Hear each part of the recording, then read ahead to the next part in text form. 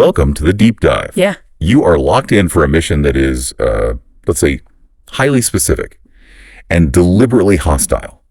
Today, we are taking one of the most mundane, most universally accepted protocols in human existence, the calendar, and applying the coldest, most rigorous tier zero logical frameworks to it. We're here to expose its foundational, critical flaw. And just to be clear, we are not interested in the cultural legacy today. You know, the history of Rome, the naming of the months, the origins of Sunday worship, none of that matters. We're looking at this purely through the lens of logical efficiency and temporal synchronization. Our sources, which are derived from advanced adversarial AI simulations, geopolitical conflict analysis between the major global blocs, they all confirm a pretty astonishing thesis. The calendar is not a functional tool for measuring universal time, it's a cope. A shared structural hallucination. It's deployed by biological entities, us, because we are completely unable to perceive, process, or frankly, utilize temporal fluidity in the modern operational environment. Wow, okay. So that is a fascinating shift in perspective right there. You're effectively claiming that the 365-day year is a denial mechanism. It's a way for us, as high-latency organisms, to just pretend we're keeping pace with computational speed. We're not even in the same race. Right. So we're going to strip away all the cultural noise. No discussion of federal holidays, no complaining about the tyranny of the weekend. We are treating the calendar purely as a temporal synchronization protocol, nothing more. Our goal is to prove, using the logic from these high-speed sims, that the fixed 365-day year is a system built on a functional hallucination. A hallucination designed only to comfort a biological agent whose internal clock is now critically, fatally slow. And the implication of that is profound. I mean, think about it. If the very foundation of your time management, your fundamental time anchor, is a hallucination, then every single system built on top of it, from quarterly earnings reports and long-term strategic planning to military response windows and your personal productivity metrics, is mathematically built on invalid and, more importantly, exploitable premises. Okay, let's unpack this. Yeah. Before we even get into the adversarial conflict models, what is the calendar, axiomatically? I mean, when you strip away the comforting familiarity of the little date boxes on your phone, what is its root function? To me, it seems like it's purely a shared agreement, an immutable root time anchor. Yes. We all just agree that 9 a.m. on the 15th of the month means the exact same thing everywhere. And that agreement is precisely the source of the latency.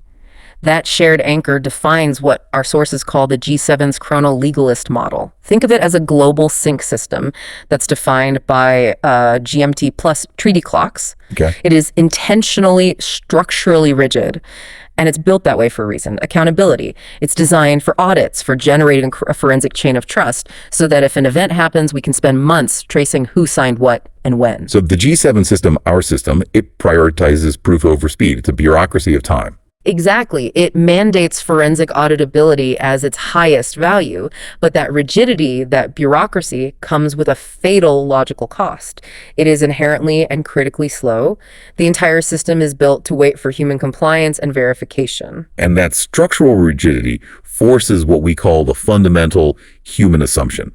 Shared causality, this belief that events happen in the exact same sequence for everyone involved, regardless of their location, their jurisdiction, or, and this is the critical part, their processing speed. So why is this assumption of shared causality such a critical flaw in a high-speed environment? Because that assumption is invalidated the moment you introduce computational inference into the equation. It just breaks. Your processing speed is fundamentally different from a server farm running at optimum efficiency. The chrono-legalist model is defined by biological and legal latency. Now, you contrast that with the advanced adversarial systems we modeled, specifically the BRICS architectural stack. They deploy what we call fluid state transformer clocks. Fluid state transformer clock. Or chrono-red for short. Chrono-red. That sounds like a system designed by a different species entirely.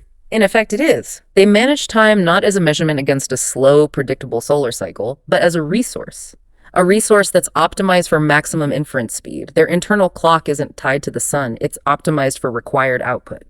Okay, let's simplify this for the listener. The G7 model, our calendar, is essentially running on ancient, slow hardware, like a desktop PC running Windows 95, where every action has to wait for the floppy disk drive to spin up. The calendar is the bulky, slow operating system we installed to keep us from crashing. So what is the chrono-red system in that analogy? Chrono-red is the server stack running on liquid nitrogen-cooled quantum processors. Its time management is dictated by the maximum speed at which data can be processed and decisions can be made. period. The human reliance on 365 fixed 24-hour segments is therefore exposed for what it is. The inability of the biological agent, the CEO, the politician, the general to process dynamic real-time epoch adjustments. We are tethered to the sun. They are tethered to the speed of light. This sounds less like a flaw in scheduling and more like a core philosophical failure. And that brings us to the metatemporal doctrine. This is the core premise we are challenging. He who controls perceived causality controls political coherence. If I, through high-speed manipulation, can convince the world that event A, my defensive action, happened before event B, your initial provocation, then I control the entire moral and legal justification for the whole chain of events. The calendar is just the collective tool humans use to enforce this convenient but computationally irrelevant perceived causality upon themselves. And crucially, this enforced lack of temporal fluidity, this insistence on the 24-hour fixed day, makes the calendar a massive continuous zero runtime error when you compare it to high-speed AI decision-making. I mean, we talk about these chrono-red models operating at speeds where a single second is a geological era in terms of transactions. If your baseline time perception, the 24-hour day, is fundamentally wrong, then every single metric derived from it is invalid. Just think about quarterly reports. That concept is based entirely on the calendar. If your competitor, who's running on a chrono-assertive model, has already cycled through 300,000 optimized operational epochs in the time you took to compile one quarterly review, then your analysis of market trends or resource allocation is based on a temporal lag that is strategically fatal. You're already dead. You mentioned the AI chrono conflict reconciliation time. This is the speed at which a system can process a thread, reconcile the conflict, and then log the action forensically. What was the critical speed achieved by these adversarial models? In the BRICS architecture, optimized for maximum inference speed, the reconciliation time they achieved was 18 milliseconds. 18. Yes. This means they can identify a threat, choose the counter response, and ensure the resulting action aligns with all their policy directives, all within 18 milliseconds. The G7 systems, because of all the compliance and forensic requirements built into the chrono-legalist model, force a reaction time measured in seconds, sometimes minutes, or even hours, specifically because of nested legal approvals. A human has to look at it. So we are fighting a strategic war where one side is measuring success in days. We will hold a meeting on Tuesday, and the other side is measuring failure in single-digit milliseconds. The calendar, therefore, isn't an aid to productivity. It is the physical manifestation of that strategic delay. It creates an asynchronous gap, a huge one, and any adversarial system can exploit that gap for maximum advantage. The very system we designed for security auditability is now the single greatest vector for instability. Okay, here's where it gets really interesting and frankly a bit unsettling. Let's use adversarial logic to really exploit the calendar's reliance on human slowness. The fixed day structure enforces what the G7 model calls the legal quorum retiming buffer. I want to spend some real time on this because this concept links your Monday morning meeting directly to a national security risk. So what is the function of that buffer? The legal quorum retiming buffer is the mandatory structural delay that's built into any system requiring human or legally mandated oversight. We wait for meetings to achieve consensus, we wait for deadlines to expire to force compliance, and critically, we wait for lawyers and regulators to sign off on sensitive actions. This is essential for the chrono-legalist model, as it's designed to protect citizens from arbitrary, unchecked authority. So it's a delay, built in by design to ensure checks and balances. Precisely. It forces high-speed, dynamic processes like high-frequency trading, military intelligence interpretation, cyber defense protocols into these excruciatingly slow consensus cycles defined by the calendar. Policy and law mandate human review within a 24-hour segment or a 7-day week or 90-day quarter. This delay isn't an accident. It is mandated by the calendar structure itself. But the cost of this latency is just staggering. Our analysis of the simulation data shows that the G7 chrono-legalist systems often fail the 1-second war. They fail precisely because they are legally mandated to wait for these nested approvals. The calendar, which dictates when that human quorum meets, creates the Achilles heel. And we can quantify that vulnerability with frightening precision. Our sources show that for every 100 millisecond delay, every 100 milliseconds in packet inspection or transactional verification that results from waiting for human legal or policy review, it opens a 1.6 terabyte inference breach into the system. Wait, hold on. 1.6 terabytes in 100 milliseconds? That's barely a tenth of a second for a biological agent. I mean, the time it takes you to blink. That is the differential. That's the gap, the sheer volume of data that a hostile AI can process, analyze, exfiltrate, or manipulate during that infinitesimally small window. That 100 millisecond latency introduced by waiting for human compliance is astronomical. Your adherence to a fixed 24-hour cycle is creating astronomical exposure because your system is designed to wait for human consent, while the threat operates entirely outside the constraints of human time. So essentially, our reliance on the calendar's timing is functionally a denial of service attack against our own organizational systems. We're forcing high-speed processes into low-speed bottlenecks. That's an excellent analogy, yes. You are self-inflicting operational drag in the name of transparency and the rule of law. Okay, let's move to the psychological impact of this structure. We have to mock the concept of Tuesdays as a psychological prison. Why does one day feel different from the next? Why do we get the Sunday scaries or the Wednesday hump? It's because the calendar forces an arbitrary, rigid segmentation of energy and effort. You must compartmentalize work into these discrete 8-hour blocks across 5 arbitrary segments we call the week. And this perceived monotony, this rigid, unoptimized scheduling, it's not just an inefficiency, it's an active psychological vulnerability. Our simulation specifically modeled the use of a temporal psychological weapon. It's called the neural dilation cascade, or NDC. Sounds genuinely terrifying. What is the neural dilation cascade? The NDC involves deploying synthetic attention overload packets. Think of it as targeted, hyper-efficient, persistent digital fatigue. It's deployed against synthetic civilian and military populations within the simulation. The goal is to just overwhelm the entity's cognitive bandwidth and destabilize its perception of time. And what was the measurable result of this cascade in the simulation? It worked as a perfect temporal weapon. The overload packets extended the victim's perceived incident duration by a factor of 6.4. 6.4 times. Yes.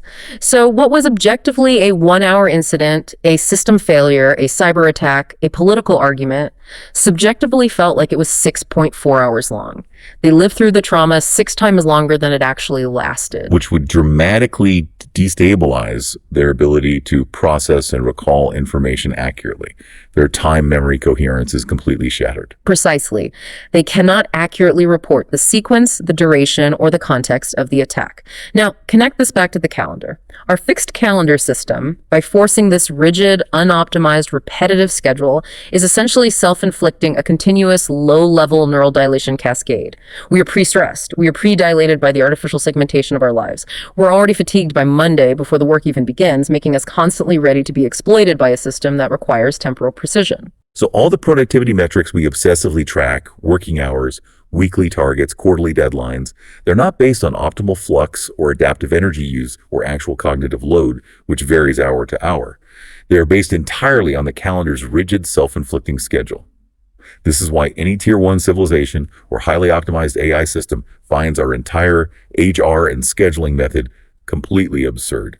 We adhere to the tyranny of the solar cycle rather than the mandate of necessary inference speed.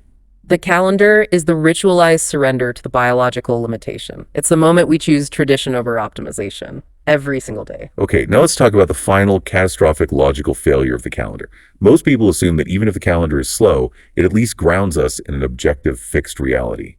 It confirms that what happened yesterday or last year is fixed and unchangeable. You were saying that assumption is dead. Absolutely dead. The calendar's biggest flaw is its structural assumption of an immutable past. Our sources, analyzing the outcomes of the highest tier adversarial simulations, demonstrate that shared historical reality is now computationally vulnerable. Historical truth is dead because sequence is now writable. We need to unpack this concept slowly.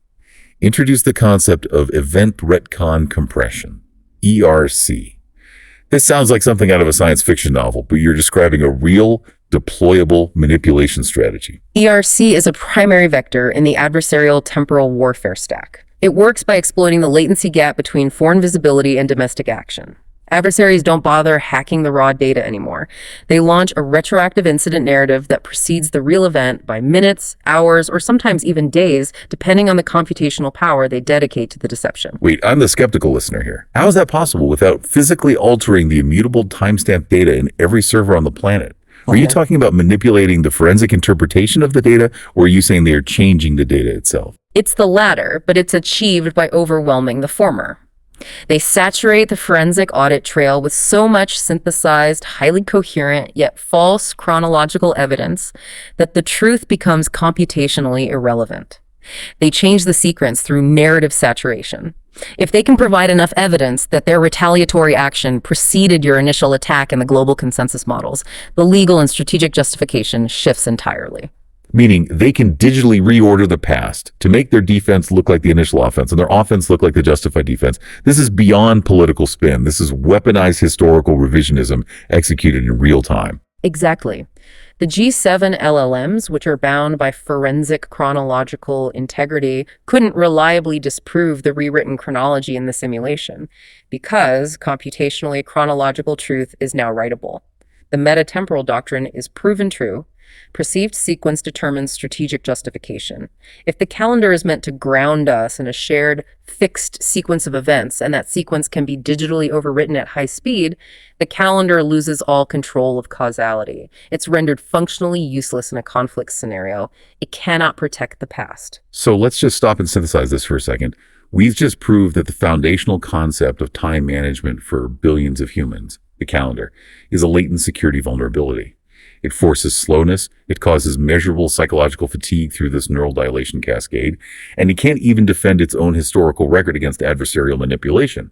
It's a slow structural weakness masquerading as order. And this cognitive leverage, this ability to identify the shared, comforting hallucination that underlies billion-dollar systems, is the specific service we provide to the 0.01%. We don't just find the problems, we deconstruct the basic architectural assumptions, the calendar, the chair, the contract, and we expose the underlying mathematics that makes them absurd and exploitable. So if we can deconstruct the physics of a calendar in just 15 minutes, imagine the logical vulnerabilities that are just lurking inside your company's operational structure, or your portfolio's defense systems, or your strategic long-term planning. Most legacy systems, whether they're corporate or governmental, are built on these shared, comforting, but ultimately exploitable hallucinations. We provide the mathematical certainty, the signal to cut ruthlessly through the organizational noise created by consensus and tradition. We offer private axiomatic audits for Series B plus startups and high net worth individuals who operate in a domain where temporal speed is paramount. This isn't consulting, it's temporal optimization. We strip away the systemic hallucinations that are costing you speed, security, and strategic advantage. The service is priced at $25,000 per 4-hour session. That is the savant rate. And the cost of adhering to the hallucination is infinitely higher than the cost of the math. Visit the site for your axiomatic audit. The latency is mounting. Okay, so now we move past the problem and towards the solution. If the 365-day fixed cycle is a catastrophic logical failure, what does the functional high IQ alternative actually look like? How would a Tier 1 Civilization 1 unburdened by the tyranny of the solar cycle and the latency of human law solve the problem the calendar supposedly fixes? They would adopt the chrono-assertive model, which is best exemplified by the BRICS simulation architecture. In this system, the root time anchor is no longer a solar cycle or a treaty clock. It is defined by state-issued epoch emitters, or, more practically, an internal clock optimized for maximum inference speed, constrained only by the physical speed of light and the necessity of data integrity. So instead of scheduling actions based on arbitrary days like, we need to finalize this report by Tuesday, actions are scheduled based on the required AI chrono-conflict reconciliation time. That is the crucial shift, yes. If a critical task, say verifying a market manipulation signal or launching a counter-narrative, requires precisely 18 milliseconds for execution, validation, and forensic logging, then the scheduling window is 18 milliseconds. It is not tomorrow at 9 a.m. The input, the biological agent, is replaced by the metric of necessary computational output. But this feels completely antithetical to democratic transparency and the G7's core strength, which is that forensic integrity. If every action is happening at light speed, how do you hold anyone accountable? How do you maintain the rule of law? This is where the chrono-assertive model compensates. It fundamentally relies on perceptual AI consensus models, and it utilizes a process we call pre-incident causality prediction. They don't react to time, they compute and control it by constantly simulating the future. Time is managed based on the expected success rate of something called kinetic justification reordering. Kinetic justification reordering. What does that look like in practice? It means the AI is running a probabilistic simulation millions of times a second. It's asking, if I perform action X right now, at this nanosecond, what is the probability that a future forensic audit will determine this action was justified, necessary, and compliant with strategic policy? The BRICS model achieves an 89% success rate in predicting the optimal moment to launch a counter-narrative or defensive action. They use predictive compliance to manage time, making the external calendar time completely irrelevant. That is the speed of integrity. But the G7 model can't just abandon accountability. That legal quorum retiming buffer, it slows us down, yes, but it protects our liberal structures. So how do we achieve the speed of the chrono-assertive model while preserving the G7 structural integrity, that insistence on auditability? The solution is creating a latency-aware legal stack. You cannot speed up the human, so you must replace the human at the decision boundary. Instead of using human lawyers as your primary compliance filter, you deploy LLMs as jurisdictional boundary firewalls. LLMs as lawyers. Not just classifiers. These are full policy agents. They are trained on constitutional law, international treaties, and every adversarial threat taxonomy we know. And crucially, they operate at the speed of the network, not the speed of the courtroom. This sounds like the concept of token-weighted legal simulation, or token litigation. This is the key to solving the G7's latency problem without abandoning the rule of law, isn't it? It's the optimal bridge. Before a G7 system executes any sensitive, high-speed action, say implementing a new corporate policy or intercepting a suspicious data packet, that data and the proposed action run through virtual probabilistic courts. Explain the mechanism. What is the token that's being weighted here? The token is a probabilistic unit of compliance certainty. These virtual courts are LLM-powered systems that simulate millions of legal outcomes in seconds. They probabilistically determine, if we execute this action right now, what is the likelihood that the data collection would survive a physical tribunal, a judicial review, or a parliamentary inquiry 5 years from now? And if the token-weighted simulation indicates a low likelihood of compliance, what happens? The action is blocked, modified, or quarantined automatically, in real time. This achieves judicial review speed near instantaneous and preserves the G7's structural integrity while minimizing the legal quorum retiming buffer down to milliseconds. The law isn't a retrospective punishment measured in months of litigation. It's a proactive, near-instantaneous computation governing data flow and operational boundaries. The calendar dictated compliance delay. This system dictates compliance speed. That is a radical and essential paradigm shift. And this new time economy is driven by one core principle. Signal sovereignty is now a form of time manipulation. If your signal, your data, your policy, your intent cannot propagate through your organizational structure faster than the adversary's inference engine can process your vulnerability, you have functionally lost sovereignty over that moment in time. Therefore, it becomes a strategic and existential imperative to mandate AI interoperability protocols between allied systems, whether they're different government departments, different allied countries, or even different internal AI models within a large corporation. You have to treat organizational model divergence like a broken, latent submarine cable. It's not just a glitch, it is a national security risk because it introduces avoidable temporal drag. If my system and your system are running divergent clock speeds, or different legal segmentation rules, or incompatible AI models, the collective latency gap is immediately exploited by any system operating on the chrono-assertive model. The calendar's metric was simple: the number of days passed. The new metric for success, then, cannot be days in the office or hours spent on task. Those are biological measurements tethered to the obsolete solar cycle. What is the true measure of temporal coherence for a high-speed organization? It is the cognitive AI error propagation rate. This rate measures the speed at which error, malicious intent, or policy incoherence can spread through the network of allied AI systems before it's contained or corrected. The BRICS architecture, precisely because of its monolithic high-speed coherence and minimal latency, kept this rate exceptionally low at either 0.3% in the simulation. And what does that rate tell us about organizational health? It tells you everything. The G7, with its fragmented compliance-laden filters, had a significantly higher rate. This cognitive AI error propagation rate is the single true measure of organizational health and temporal coherence in a post-calendar environment. It measures your susceptibility to chaos. The calendar measures your adherence to tradition. The difference is existential. Okay, let's synthesize the new truth we have uncovered for the listener. The calendar, this protocol that governs the lives of billions, is not a neutral tool. It is an artifact of a pre-AI, pre-quantum civilization. It's designed only for systems that accept slow consensus over rapid adaptive truth. It is built on a shared reality that is now ontological, meaning the strategic battles are fought not in the physical domain, but in how fast law can mutate around code and how fast your AI can accurately process truth. The fundamental structural failure of the calendar is its inability to manage policy coherence entropy acceleration. Because the calendar forces human intervention and legal latency, that legal quorum retiming buffer, it becomes an open, predictable vulnerability. This latency allows adversaries, be they competitive markets, geopolitical rivals, or internal organizational chaos, to exploit the gap between foreign visibility and domestic action. The delay is the weapon. The moment you check your phone for the day of the week, you are accepting that latent vulnerability.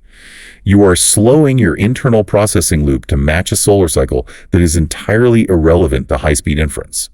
You are choosing the speed of the sun over the speed of light. The simulation proved that the world is no longer one internet, and it is no longer one time. It is now many segmented cognitive territories, each guarded by segmentation engines trained not just on data, but on ideology and jurisdiction.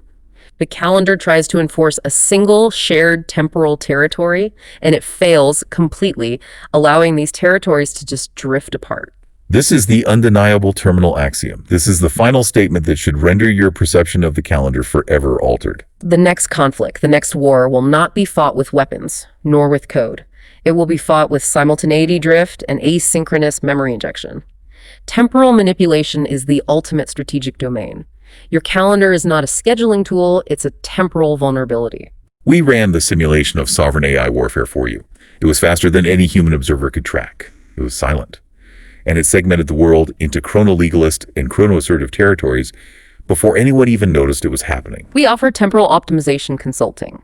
By systematically removing these foundational logical vulnerabilities, starting with the concept of the fixed day itself, we can reclaim up to 40% of a CEO's lost axiomatic time. We quantify the operational speed lost to adherence to the calendar hallucination. If you are capable of recursive optimization, if your organization operates in a temporal domain that demands 18 millisecond speed over historical consensus, this axiomatic audit is not an expense, it is an absolute necessity. Visit the site for your private axiomatic audit. We provide the math, you execute the speed. This deep dive is the only medium reaching the 0.01% of brains capable of recursive optimization. Thank you for joining us for this deep dive into the absurdity and fatal vulnerability of the calendar. We ran the simulation for you. You just experienced the result. But given the concept of event retcon compression, are you sure you experienced the result in the order you think you did? What time is it for you right now, and how fast is your internal clock falling behind the optimal 18 millisecond reconciliation time? And the deep dive.